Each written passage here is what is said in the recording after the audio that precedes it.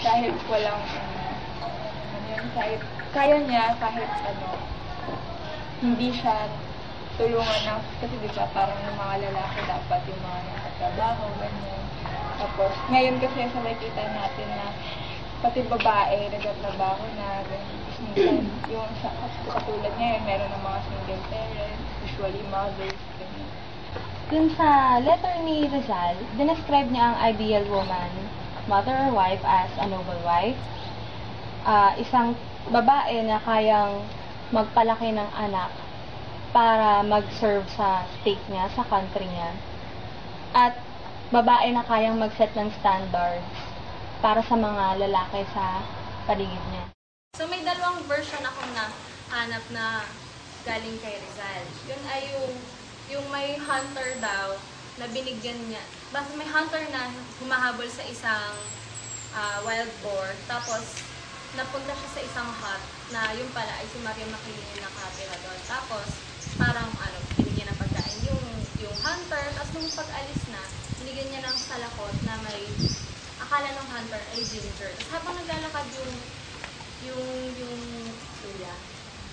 habang naglalakad pa uwi yung hunter, ay bumibigat daw yung salakot. So, ang ginagawa niya, tinatapon niya ng tinatapon. Tapos, not knowing, pag uwi niya, nakita niya yung mga ginger pala ay puro gold.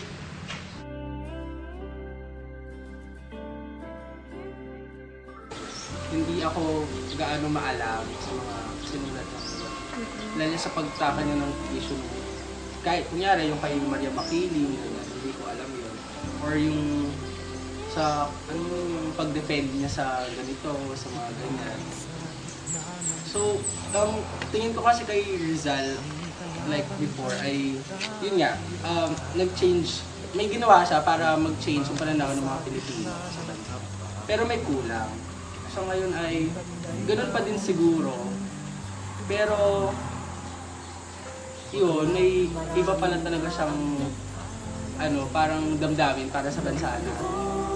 Tayo, babasahin natin yung work ni Rizal. Tapos si Rizal, ang dami-dami niya sinasabi about paglaya ng Pilipinas, about tayong pag-asa, ganyan-ganyan. Tapos tayo, binabasa natin siya. Tapos pagkatapos natin siya mabasa, tapos natin parang itigin yung sinasabi doon. At some point, mawawala din siya na hindi din naman talaga natin yung na-implement or yun na isa sa buhay.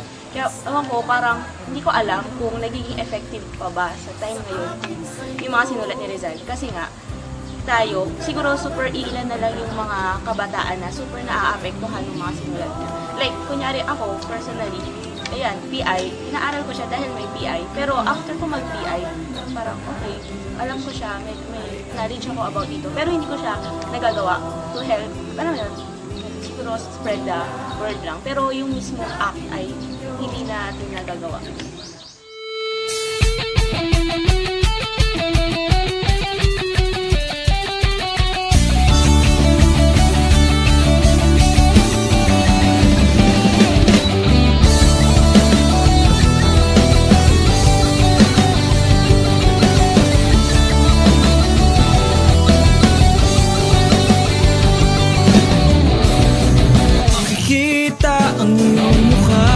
Sa bawat piso ng mga mayayaman na tukha.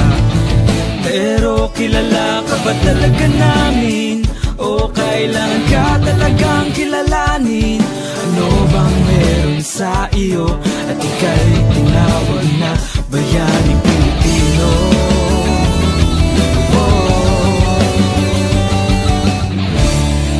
O Rizal, sino ka nga ba?